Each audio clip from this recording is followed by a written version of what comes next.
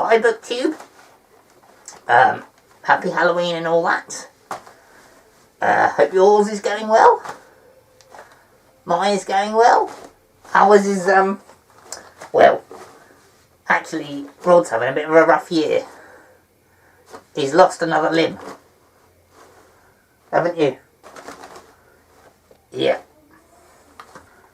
Anyway, that's enough of Rod. We, me and you, are here to discuss DarkDawn. Now, DarkDawn has been one of my most anticipated reads of the year. So, I was very excited to read it. So, for those not familiar, DarkDawn is the third and final book in the Nevernight Chronicle. Those are Nevernight, God's Grave, and DarkDawn. I have previously reviewed Nevernight and God's Grave. Now, for DarkDawn. Whew, I feel like I've said DarkDawn a lot already. Yeah. So I do want this to be more of a discussion than a simple review. So we'll get the review stuff over with quickly. 1. Did I enjoy it? Yes. 2. Did it do quite a good job of wrapping up the threads in the prior 2 books? Yes. 3. Did I like how it completed the story? It was okay. It certainly addressed a lot of the questions I had remaining from the previous 2 books. It had a lot of the ingredients that I thought made Nevernight such a strong book. It had some of the stuff that I thought made God's Grave less good. For example, I thought there was a fair stretch in the middle where Mia and friends go to Amai that, not sure what the point was. Didn't seem to progress the plot at all.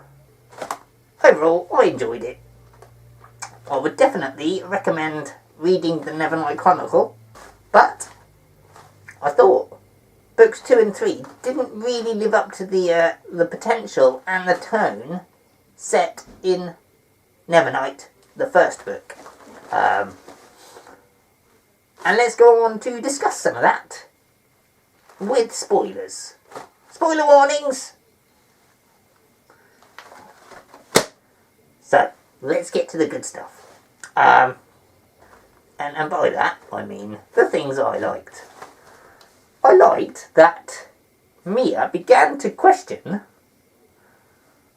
whether her idealised view of her father, Justicus Darius Corvere, were a little naive. She learned that he wasn't this perfect man she thought he was.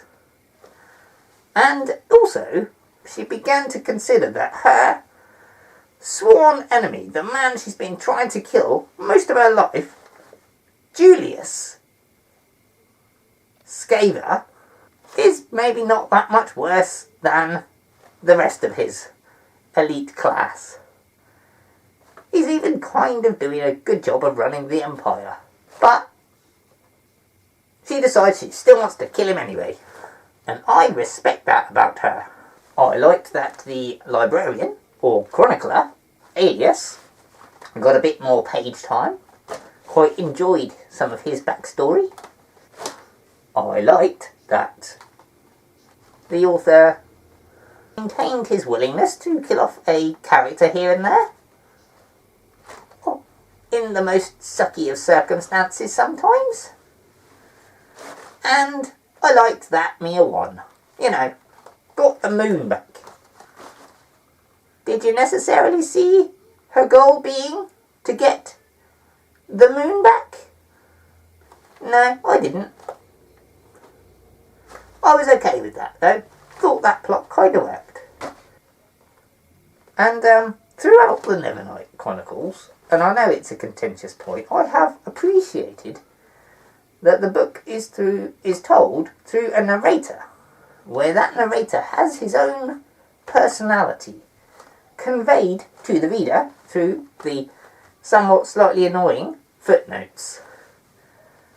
I quite enjoy that. I like that the author was doing things his own way, that he was experimenting. But I'm not sure all of those experiments worked. So let's get on and discuss some of the things I think worked less well. Number 1. All of the dead characters coming back to life. Yeah, I'm talking about Trick mainly. That was probably the thing I liked most about Nevernight. Was that the story had invested a lot of time developing this character. He wasn't just a secondary character, he was the secondary character. And then he was dead. They didn't even really describe his death. It was just like, oh, by the way, he's dead. This book is about Mia Corvero. This is a one-woman show, and we are not afraid of that. Screw Trick, we don't need him. And then I felt in book 3, they've brought him back to life. They've undone that really good work in book 1. And not only did they bring Trick back to life, they kind of left him as a neglected, unappreciated zombie. I kind of felt bad for him throughout. Well, he was better off dead. Now, there's a lot in this book about this, chosen one, prophecy type thing. God's trying to manipulate Mia, the chosen one, into bringing back a dead god. And to do this, she has to bring all of these shards of the dead god back together. That is all the shards of him that are in Darken and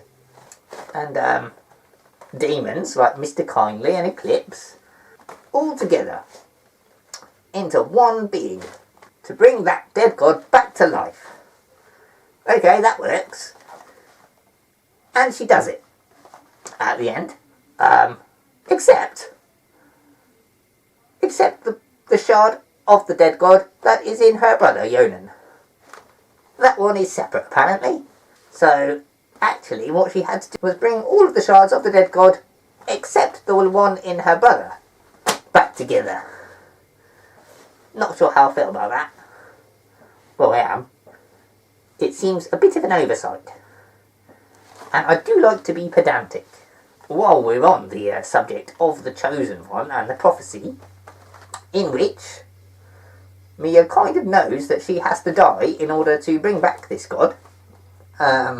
This idea of a prophecy where the hero, the protagonist, has to die as part of it, it's not entirely original. A good example is the Wheel of Time.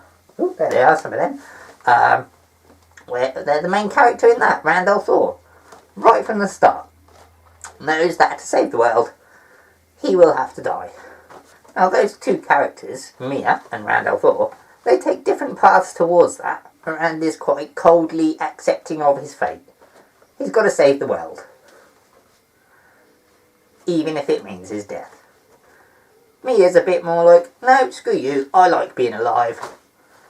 But then, when her lover dies, she's a bit like, oh well, screw it then. Let's go.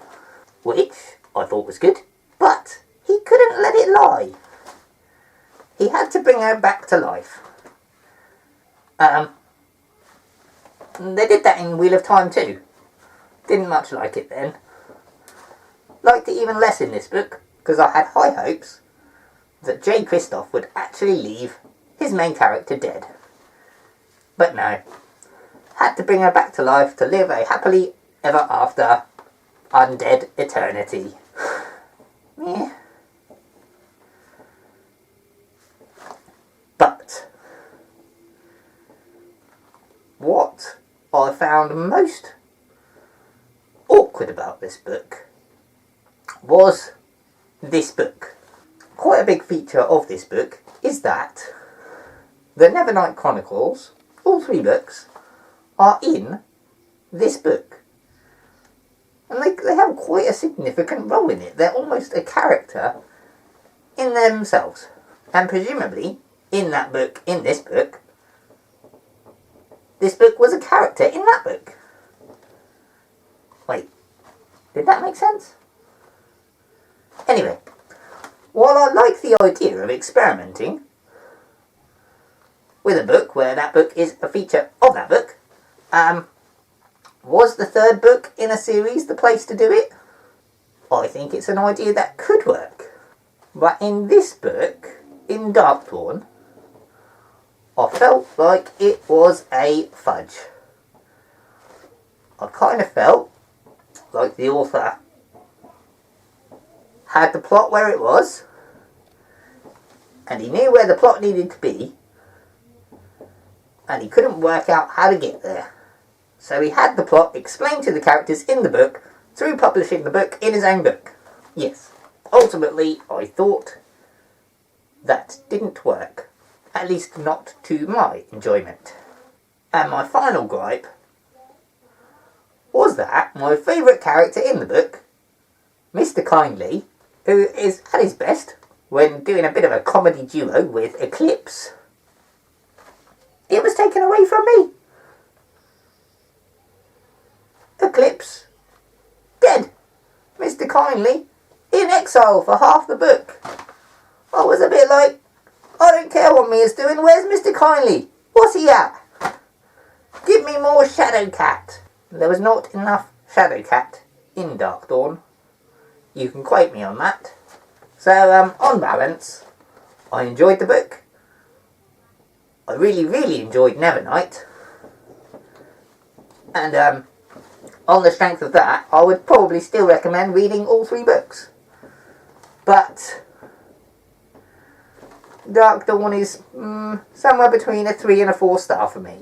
An enjoyable read that tied up all of the loose threads of the book, but not necessarily to my preference. Bye.